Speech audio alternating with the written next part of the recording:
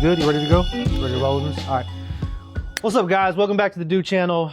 I got my boy here, junior NABF middleweight champion, Jamal, the Grand Reaper Lewis. He's here accompanied by his coach, Coach Gilbert Martinez from Omar's boxing gym. What's up, guys? I appreciate you guys coming out, man. I appreciate you giving me time out of your training schedule to come hang out with me and come talk about this place. Yes, sir. Jamal, you got a fight coming up here soon. Yes, sir. You got a big fight coming up here, February 21st in Houston, Texas, right? Yes, sir. What is it, like you and another gentleman, Ray Talib Jr.? Mm-hmm.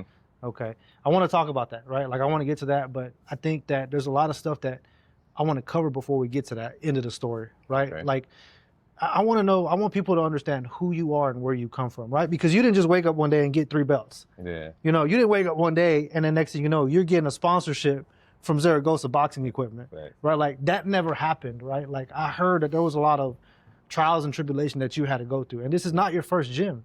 Mm-hmm. Is that correct? Yeah, it's not. Okay, so talk to me, man. Where'd you grow up at? I grew up in Houston. I'm from Houston. I grew up in Fifth Ward. Okay. Fifth Ward, the hard part, you know, just a little rough neighborhood. Yeah, I'm familiar with that. I got some boys that live up in Fifth Ward. Yes, I grew up down in Northside Lindell Park, over there for 610 and Hardy. Okay, I went to Jeff Davis. Okay. So I know where about you at. I know where about you at. Okay. Yeah, I went to Wheeler too, Wheeler High School, man. Okay. You know, just growing up in the, you know, the wrong environment. But it's also motivating when you seeing deaths and people you grew up with, they dying, they going to jail for life. And you know, it motivated me to just kind of push back and kind of focus on what I need to do. Yeah. As a fighter, you know. So did you like just immediately get into fighting? Like at what age did that happen for you? I got into boxing around like 10 years old. 10 years old, I remember, you know, I was getting in trouble from school. I hated being talked about in school. You know, like people used to cap a lot, but I was the one like, hey, you talk about me, I'm ready to throw down, you know? Yeah, like what's up? Yeah, so I'm fighting a lot. My uncle had just came home. My uncle Joe Donato, he had just came home, seen me in the house. He was like, hey, why you ain't at school? My mama, she tell him what you did. I'm fighting at school. Hey, you love fight? You want to go to the gym? Yeah. So he took me to Main Street Boxing Gym. It was my first time in the gym. Okay. So was your uncle a fighter too? Yes, sir. He was. So you come from a lineage of fighters? Yes. Yeah. How did that work out with your uncle, like kind of guiding you? It was beautiful, man. He was like a father figure to me. Okay. You know, gave me something to look up to. And I also lost my dad, so when I lost my dad, I kind of. Right, at a young age, it's hard to kind of find that father figure. A lot of people, you know, in our situation, when you grow up in the hood and you grow up in the ghetto, they look for that validation through other people, whether it be their homeboys, gangs, whatever, right? And I mean, let's be honest, right? Like, what really happens in the hood? Nothing good. Nothing good, right? Nothing. So, I mean, you only had a very few and far between in opportunities to do something with yourself. Yes, sir. You know, and if you did get into sports, a lot of the guys that I went to school with, I think very few of them actually got out and did something successful with their lives, you know? And I'm not knocking them by any means, right? Like everyone's got their own trials and tribulations, everyone's got their own goals and all their challenges that they got to overcome. But it's up to you as an individual to say, you know what, I'm not gonna take that route. Yes, I'm gonna be the odd one out. I'm gonna be the one that looks goofy or silly or whatever, and I'm gonna stick to my path and I'm gonna grind and I'm gonna hustle and I'm gonna work to whatever I got to do to get out. Yes, sir. So you know, living that lifestyle, like I get it. You know, you said you started at Main Street Boxing Gym. Main Street Boxing Gym. Where's that at? It's downtown, I believe. Downtown on I forget the street name because I ain't been there in so long. But that's where I was over there with Bobby and Aaron, who I finna get them his coaches, the guy I'm fighting. Yeah. Them are his coaches. So he think I'm not familiar. I was over there way before he. Oh, so it's kind of like come full circle. Yeah. Man, that's crazy. Yeah. How do you feel about that? I know what I'm up against. You know, and I know that the fighters let that little hype get to their head because they think they got world-class coaches, which I don't knock the coaches because I got great coaches also. So, right. You know, we're going to see what it do. So how did that happen? How did y'all end up separating, you and Main Street? I lost my uncle. My uncle also was started to get sick. Okay. He was starting to get sick. He got his feet amputated and once his feet and then his leg.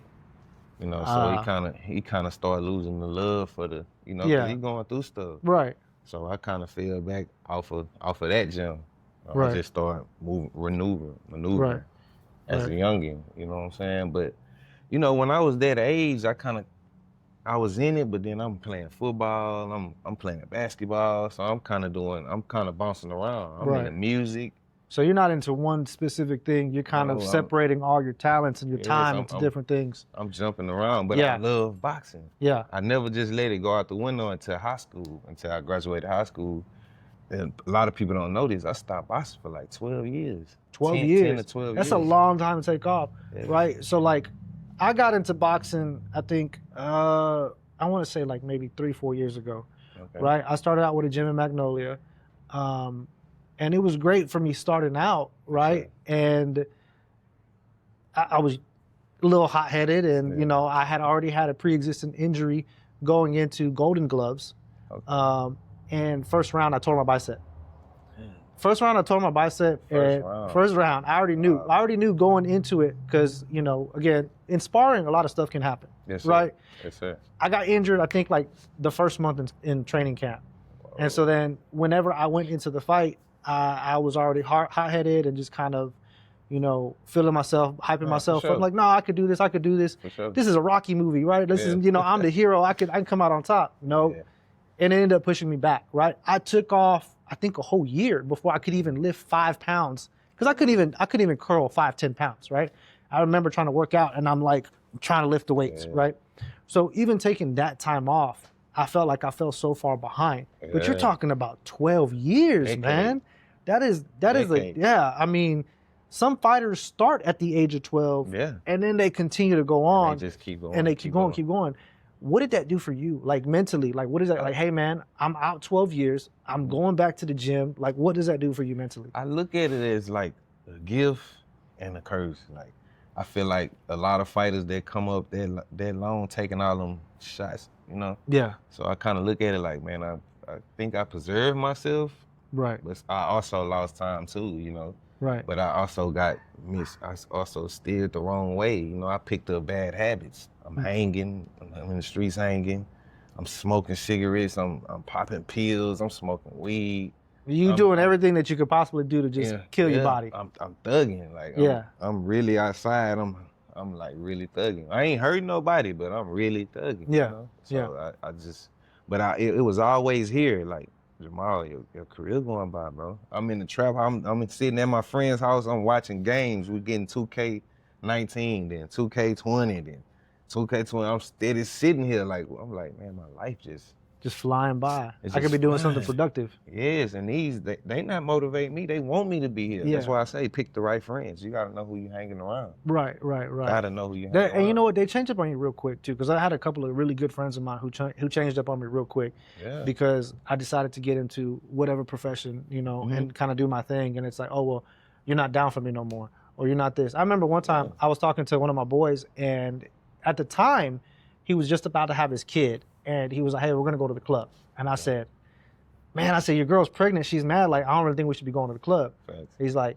no, we're going to go to the club and we're going to have a good time and we're going to party. And I was like, hey, man, I remember at that point, I was like, hey, I can't do this. Like, in good conscience, I can't take you out knowing that we're about to go have a good time. Right. And you got a kid upstairs and you got a family that needs you. Right. Man, he was pissed. And I think this was when Facebook just came out, right? Yeah. So he gets on Facebook and he was all like, you know who your real friends are and they always hold you down. And he tagged everybody in our crew except me. Yeah. And I was like, dang, man, that sucks. I remember I used to hook you up with clothes when you needed some clothes. I remember I used to, you know, give you some money for some food. If I was eating, you were eating. If, you know, and that's how I always took care of my friends. And so, especially like my boys that I was real close with. So whenever I had that, I was like, all right, I'm clearly like I'm not crazy, right? Yeah, like I'm trying to make sure that I'm doing the right thing, but clearly doing the right thing seems wrong to the wrong people. And so I definitely started separating myself. And that hurt us, like man, it's like I thought we were boys. I thought we were down. Like, what happened? Right. So I get what you're saying about choosing your right people. Choosing the right people will definitely make you a whole better person. There's a saying, show me the first 5 people that you hang around with, and I'll show you who you're gonna be. Mm-hmm. And what your future looks like. Yeah, and that definitely speaks volumes to the people here at Omar's Boxing Gym. Yes, sir. People's like Coach Gilbert. Coach. Yes, sir. You know, like that. I mean, people like that come in, and I remember my first day here at this gym, it was just like a sense of open arms and welcoming, and nobody wanted to. It was all love. Nobody wanted to kind of downplay your skill. Nobody wanted to shit on you. Nothing like that. I remember people like, hey man, let me talk to you about this. Hey, you should be doing this. And they get in there and spar with you. Regardless of levels, everybody here wanted to kind of always one-up you and kind of always elevate you. And that's the kind of environment you have here at Omar's Boxing Gym. I love it. Yeah. So remind me what year this was, because I was told, well, I read that you had Fighter of the Year. What year was that? Was that 24 or 23? That was our pro debut year. Yeah, that pro debut was 21. I think that was 23. 23. Okay. All right. So that's the same year. 22. I might. 22, 20. But that's the same year that Coach Jose had Coach of the Year. Yeah. And he wasn't able to make it with us today, but we'll talk about him here in a second, right? And then that's also the same year that your son had what? Prospect of the Year. Yeah. And at this time, what gym were you at? At mine, I had a manager. Shout out to 1019. I had a manager. You know, we was rocking and rolling with each other. But I was over there at 1019 Boxing Gym, my own establishment. Okay. Yeah. So y'all everyone has this great year. You got a great year. The gym's got a great year. Right. Your son's got a great year. Yes, right? At this time, he's undefeated, right? Yes. Sir. He's undefeated. Shout out Andrew. Yes, sir. We're gonna get you back in the gym soon, or get you back in the ring soon. He's working. And he's definitely working. Yeah. But everyone had a great year. Talk to me about how you linked up with Jose and Omar's Boxing Gym. Okay, man, I remember in 2020 our pro debuts. Before our pro debuts, I was getting took to the gym. I was told to come spar and come roll. I don't know nothing. All right, come on, let's go. And I see Coach, I see Andrew, I see my boy, Mr. Jose, and Hurricane. Oh yeah. Oh, El Huracan. Yeah. Shout out him too, man. That boy's cold. He's dangerous. Man, I mean, he runs miles for days, dude. Like he's crazy. Esteban. He hit me with a liver shot, and after that, I don't want no more problems. I fell. I was like, I'm done. I don't want no more problems. Man, but we went over there and sparred, and man, we linked ever since. You know, we was giving each other work for our pro debuts. We made our debut at the same time, and I always kept my eyes on them. Even when I wasn't around, I kept my eyes on them. And I kept fighting. But I also was training myself. I got tired of training myself. Even though I got all this. Sometimes, man, when you come from, like, when you getting silver spooned in boxing, I'm not a silver spoon person, but when somebody's silver spooning you, it's the hard work not there. Like, this, I knew from what I was watching, this is where I needed to be. Yeah. I also was gonna go somewhere else. I was gonna choose Ronnie Shields. I was like, I don't know. I prayed. I was like, God, take the wheel. Wherever you guide me, I'm gonna go. Yeah. And then I also talked to Coach. He was like, man, come over here. He gave me the open arms. Yeah. So man, I came straight here and it was on ever since. They tried to kill me. Yeah. I thought they was trying to break me. I was like, man, they trying to break me? They crazy over here. They are. I remember one time I was training with Jose, and one of the little kids come up, and I can't remember. I think it was like midsummer of last year, and I had a sauna suit on, right? Oh, I had a sauna suit on. I'm in full sweats, and I'm just getting it on this heavy bag. And he's like 100-punch combinations. Yeah. I'm like, why are you got a 100-punch combination? Like, what woke you up today and said, I'm going to teach him a 100-punch combination? That sounds horrible, right? It is. But we still come and we do it. So I'm doing it. I'm hitting the heavy bag. And I remember this kid walked by, and Coach was like, he told the coach, he said, you're not hot? And Coach looked at me and said, you hot? I said, no, it's cold. He goes, that's what I thought. And the kid looked at Coach Jose and was like, what did you do to him? Yeah. When you start to live in that environment of like, people look at you and they say, what did you do to him? Or like, why are you doing that? And they start to look at you like you're crazy. That's how you know, okay, I'm in the right place. I'm in the right place. Yeah. Everybody says, I want to be a fighter.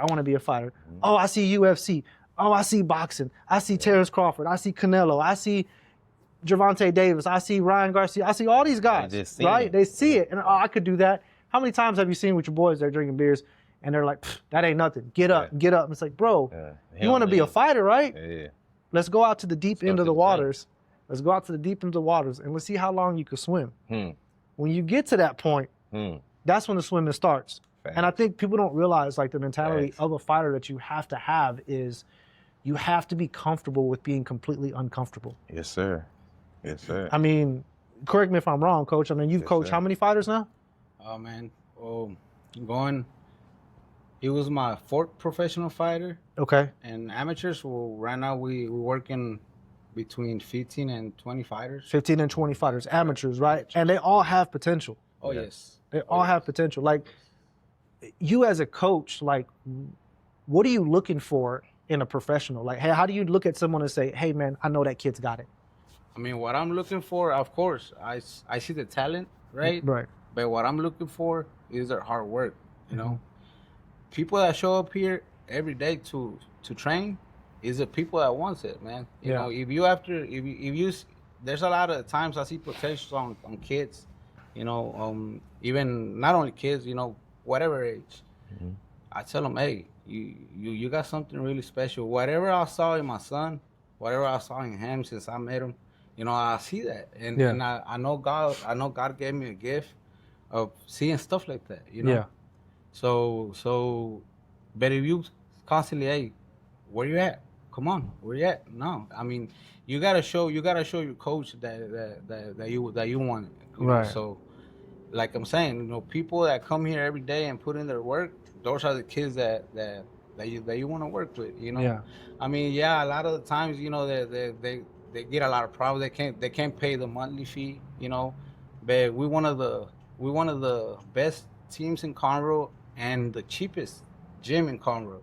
Yeah. So if you don't got your $50 a month, hey, don't worry, just keep on training. Yeah. You know, so that's like our main goal here in Conroe. Is to keep kids out of it. Keep kids. Yeah, Mr. Omar is like, hey, keep them training. They don't got $50 a month. I don't care. Keep them training. This is my gym. You know. Yeah. We don't pay rent. You know. Yeah.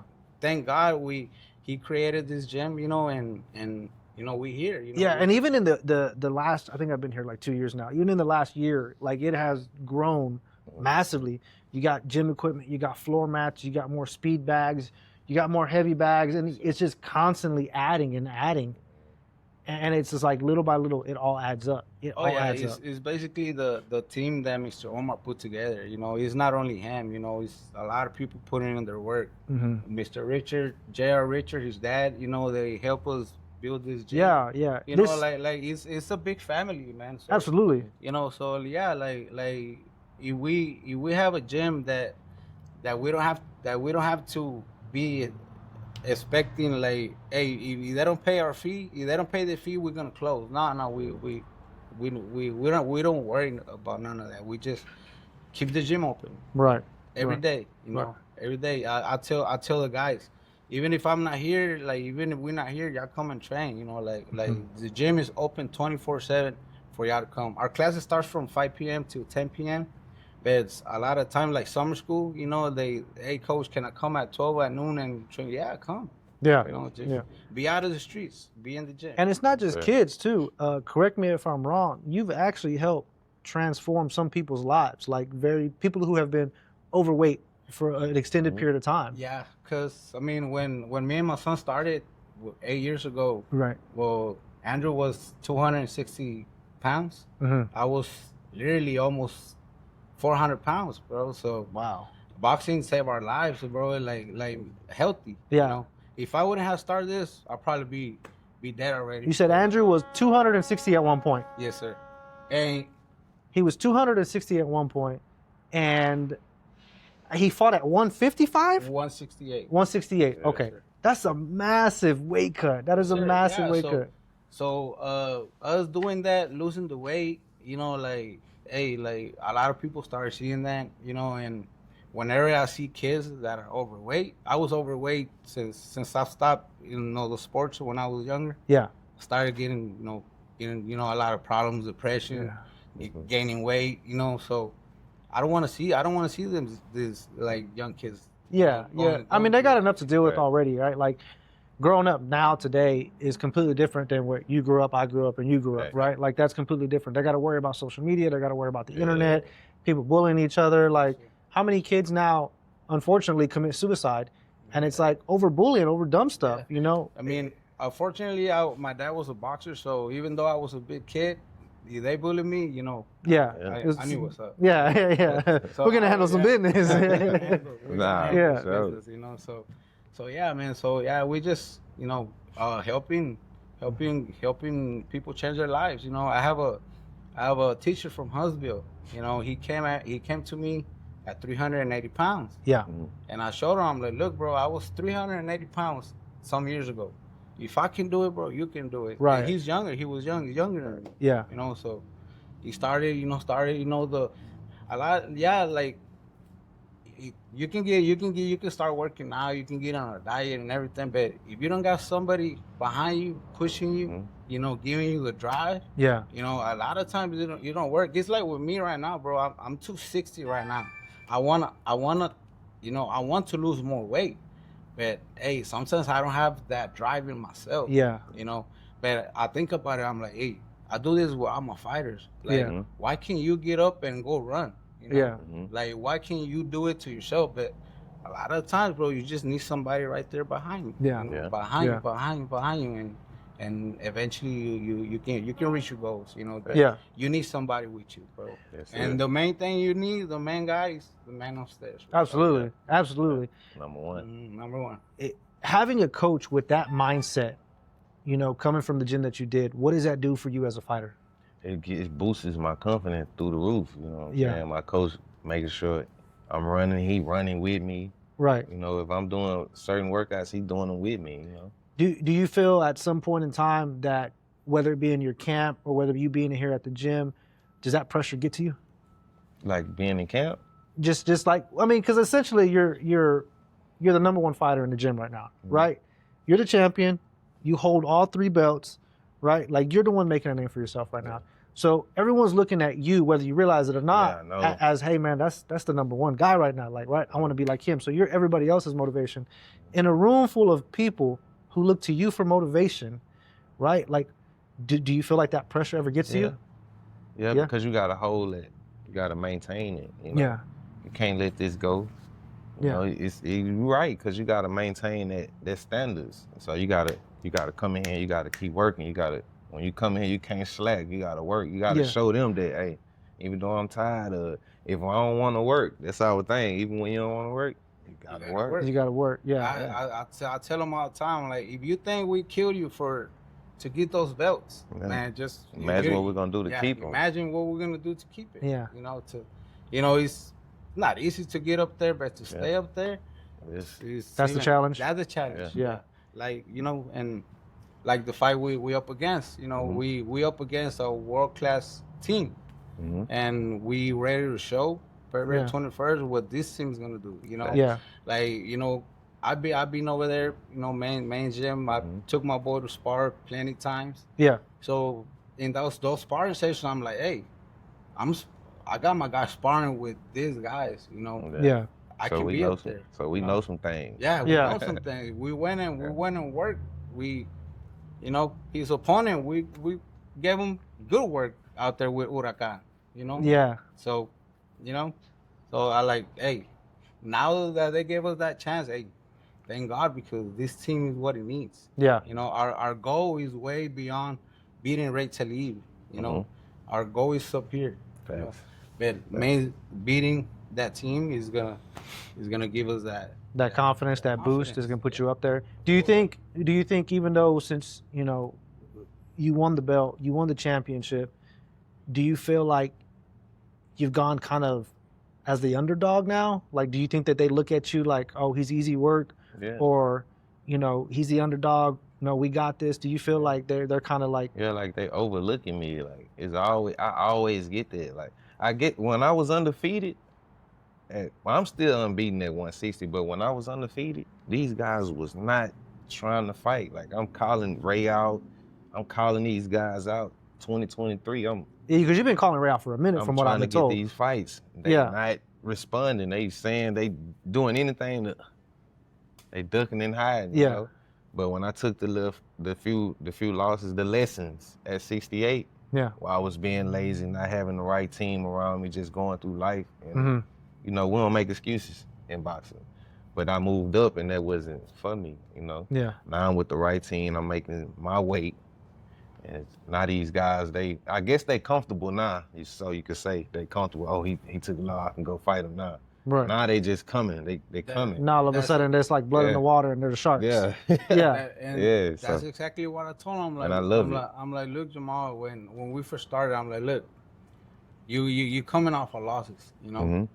But I knew for a fact. I even told him. I remember seeing him fight at 168. Man, I was at home pissed off, bro, because I knew that wasn't his weight, you know. And ever since I met him, you know, we were like, after his first loss, I got in touch with him. Hey, bro, keep your head up, bro. Don't worry, you know, like, you're gonna keep on going, you know, like. Right. But I'm gonna tell you something. That's not your weight. I don't know what you're doing in 168. But I didn't know I don't know what he had went through. You know, he had the backstory and all that other stuff. Yeah. Because everybody out here, man, they go through Instagram, they see Facebook, they just see what they see on camera. Yeah. They don't know our backstory. Nah. You know? They don't know none of that. Yeah. You know? They don't know how we're making it to train and everything. You know. Especially in the Torres fight, like, man, I was about to lose my mom, but we don't make excuses. One thing about boxing, you don't make excuses. But my mama, like, just having her almost about to croak it was hell mentally, bro. Yeah. I'm looking over in the crowd, she not there. You know what I'm saying? That kind of That really motivated you. Yeah. Kind of lit that fire even more. Nah, it kind of just drained. Really? Like, knowing she at home, like, you don't know what's going. If I leave out the ring, she could be just gone. Yeah, she walking dead. Like, that's how I know that man up there real. Absolutely, It absolutely. A couple years ago, I mean, you would have asked me a year ago, not even a year ago, maybe like 6+ months ago. I honestly, I lost my faith in God a lot, right? And then I met this amazing woman who got me back into church and has brought me back to God. And I feel like 2025 for me, and I don't know, I mean, it's different for everybody. Oh, for sure. I lost a really good uncle to close to me that I hung out with, that I talked to a lot. And then, you know, kind of my life just started to decline. Yeah. After that, you know, I lost my motivation. I lost my hunger for everything. Yeah. And then I met her, and she got me back into everything. And man, dude, she's been amazing, right? Yeah. It was a blessing. I got baptized. I got reintroduced to God, and then all of a sudden, stuff starts to fall into place, right? The timing of some things start to happen, and then I'm like, okay, I'm getting better. I'm getting healthier. I'm gaining this weight back. I'm getting my strength back.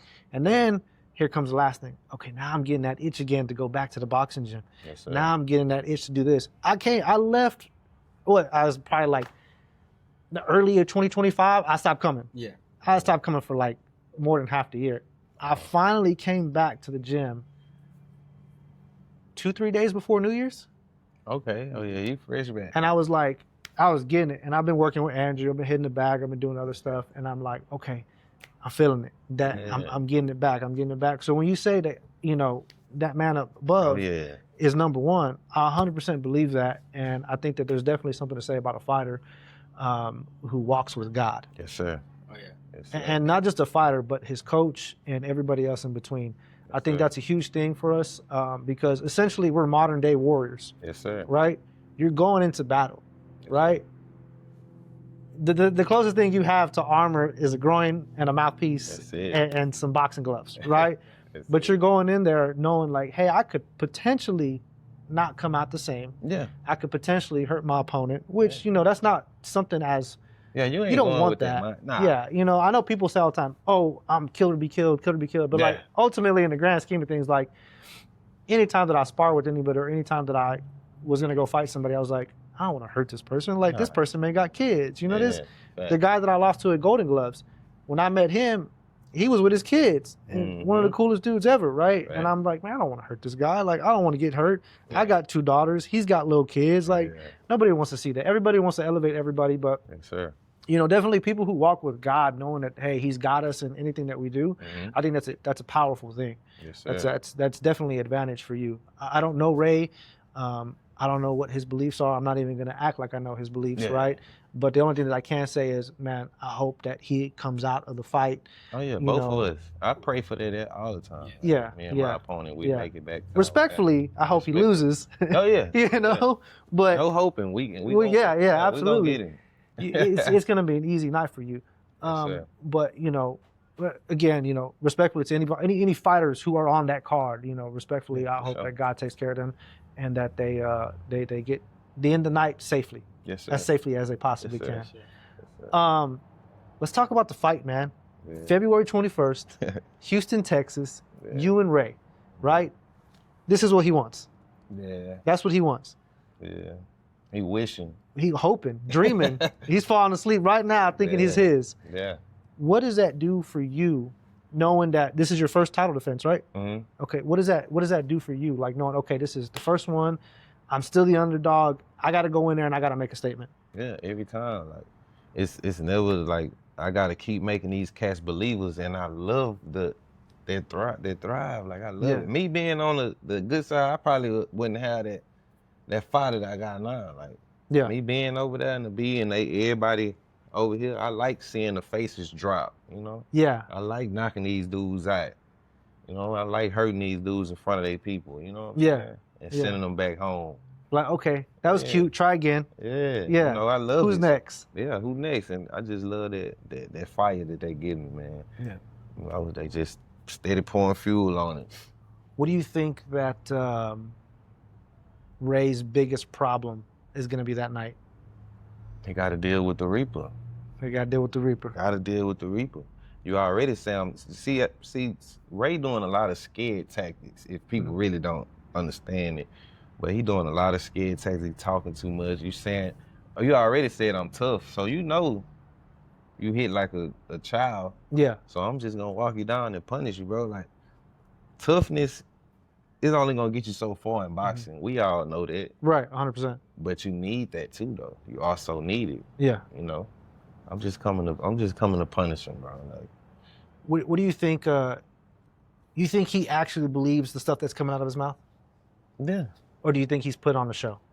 To be honest with you, I think he's putting on the show. He's just saying stuff. He don't believe it. Yeah, he don't believe it? Yeah, he just saying anything comes to he just blurting it out. You talking about what these guys did, and you just, my friends this, my friends that. You talking about I got knocked out, and come on, bro. You putting on for the camera. Yeah. You think he's trying to be what, like a mental warfare kind of guy? Yeah, he's trying to get here because he probably heard the old stories. Hey man, you can get him in the head. It's over with, bro. You live and learn and you grow in this sport. Right. And that's what I've been doing totally. Yeah. You don't stay the same person you were however many years ago and don't come back home with 3 belts. Exactly. You don't. I mean, you the coach. Tell me if I'm wrong. Exactly. Of course, man. They underestimated him because they see the Jamal that started like then, but God did this team a year ago. Yeah. Our first fight, we got that belt, so they just need to get ready, man, because this team is coming in hot, more than ready, and like I'm saying, like the main gym is my main goal to beat. Yeah. We're not like I'm saying, we're like I said earlier, we're not beating Ray, we're beating the team. Yeah. That team got good fighters, Shocky Foster, Regis Prograis. They got WBC belts, but Ray Talib is only another man. Yeah. Not because they got champions. It's not. I've been watching Ray Talib since almost I think he started. So we definitely know how to beat him. So then this guy picked up boxing at the age of 19, I believe. It's never too late, but like, come on, bro. Like, I got years and years and years into this, mentally, physically, spiritually. I'm beating you everywhere. Yeah. You know what I'm saying? So. And I can feel it. I feel the confidence just sitting here next to you. I feel it. Like, you're unbothered. You're completely just walking. Yeah. You're walking around just completely unbothered, unscratched. You're just moving whatever's in your way. Because you got to make that weight. What? Do you think he's going to make weight? I don't know. Has he ever had trouble making weight before? I don't think so. No? I believe he makes it. But he makes it. When I see you make that weight, you bro, you in trouble. when I see 160, even when I see it, I know like, boy, game over. It's over with. Yeah. You're gonna have to come with, I don't know. For real, cause I'm coming, you know. Yeah. Cause man, I'm talking about my gas tank used to be here when I first started, man. My gas tank above the clouds now. Yeah. Yeah. These guys push me so much. I wanted to leave. Like I was ready to. Like, I don't want to do this I no don't more. want to be here. I'm finna go somewhere else. But I kept coming, and kept trying to kill me. But look where it got me. Yeah. You know, so I love the team, man. I pray for my team, you know, and I just keep working. Right. And I mean, I believe that, you know, this team is so strong because he was coming from the losses, you know, whatever he went through. I was coming from my son having his first loss, you know, and we understand the good part and the bad part of the boxing game, you know. Yeah. So now, like, we doing everything our own. We are our own manager. Yep. You know, everything is right here. You know, the team and right here, you know. Yeah. Hey, we don't need people in our team if they're not going to be focused on the main goal to get up there. Yeah. You know, I got my team, my coaches. I told them, hey, right now, though, we just got to win. We got to beat him up. Let's win. Don't come after the first fight and asking me, hey, how much are we getting paid? You know. Yeah. You know, I just want them to be on the same mindset level. You know. And I always told them, bro, like, hey, you know, Jamal, I just want you to understand the way I'm coming from. I understand the good part of the boxing game and the bad part already because I went through it with my son. You know? Yeah. So we're not making no mistakes no more, you know. And I don't care about the losses that he has because we ain't losing no more, you know. Right. Facts. We at 160. Facts. I told him, you're not fighting at 168 no more. Yeah. If I tell you how many times they call us, people from around here, you know, promoters, even promotion from another cities. Hey, I got a good fight for Jamal, 168. Hang up. Really? Don't call me and we will post. Don't call me for 168. No fight. Just so they know. Just so they know.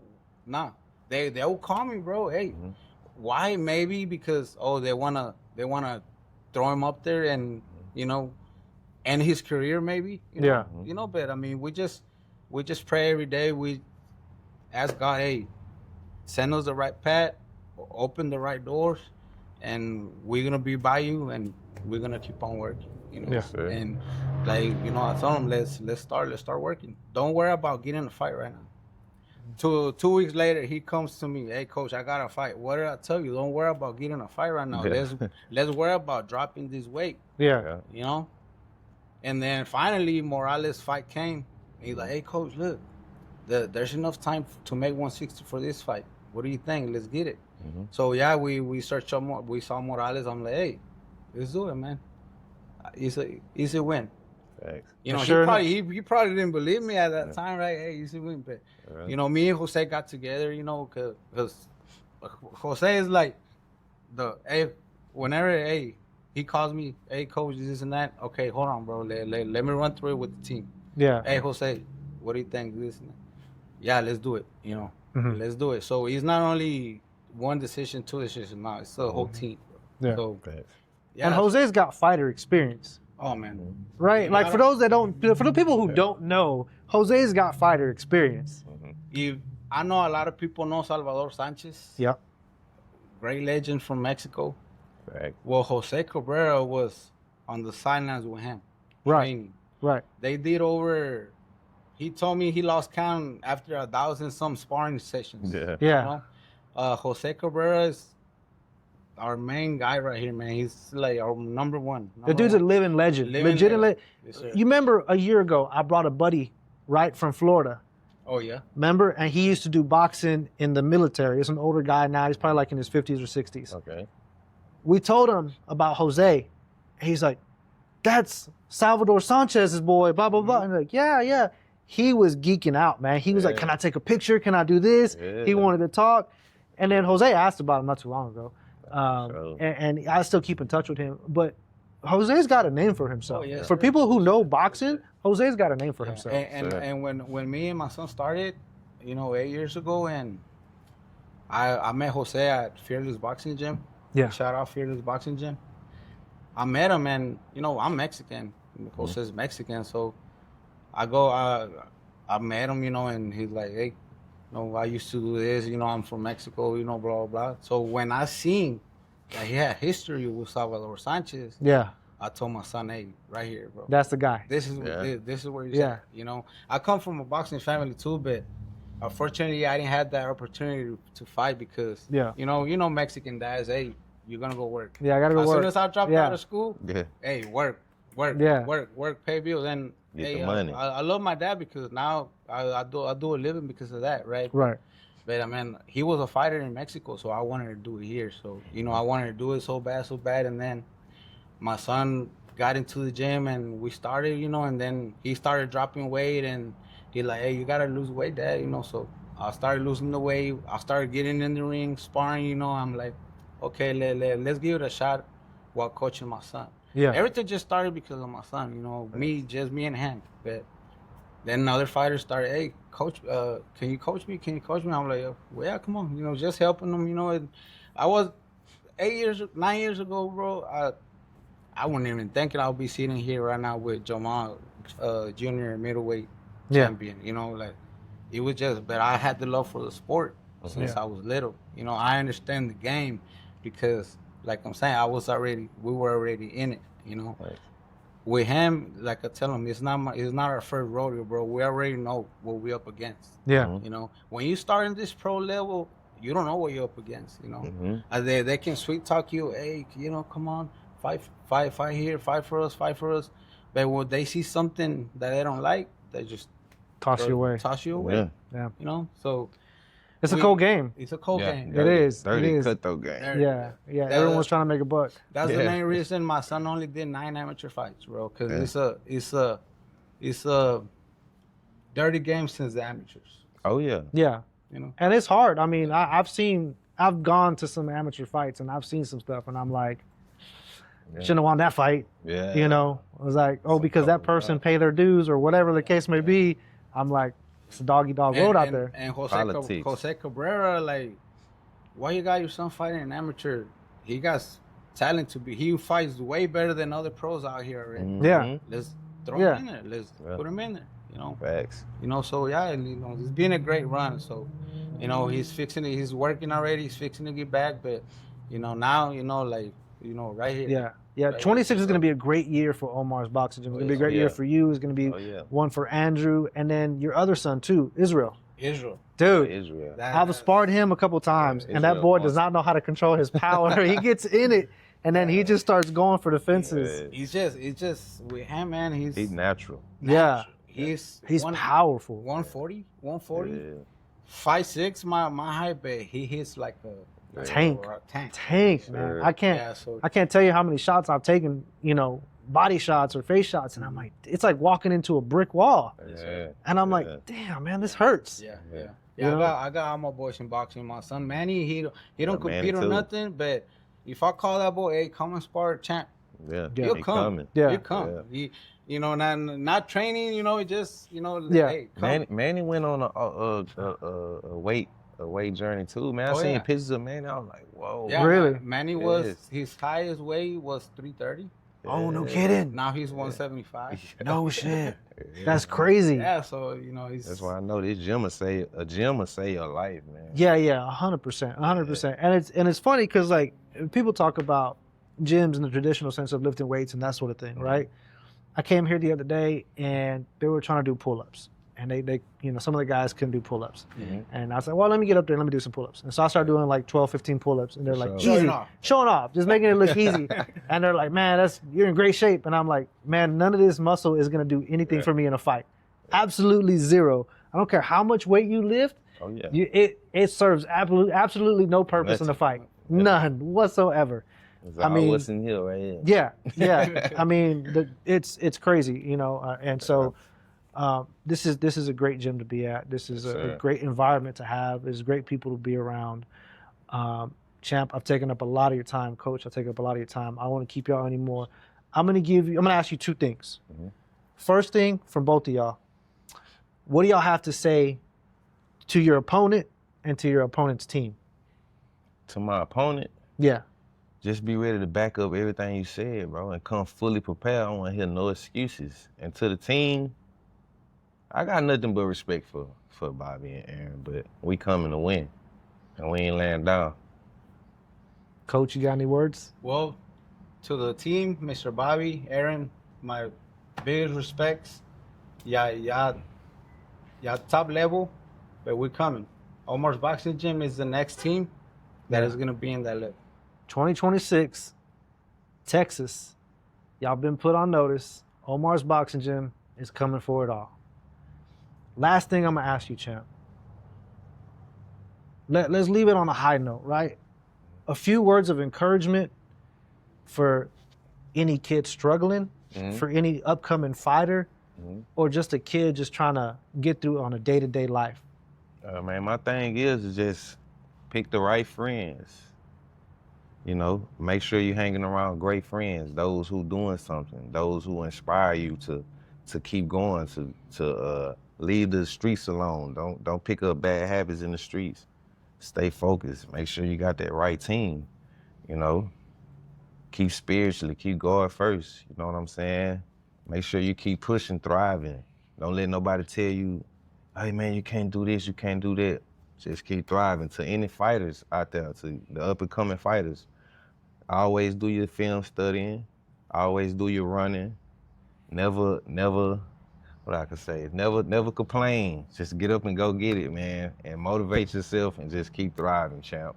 It's gonna always work out. It may not seem like it's working, but if you keep pushing, stay consistent, it's gonna work, champ.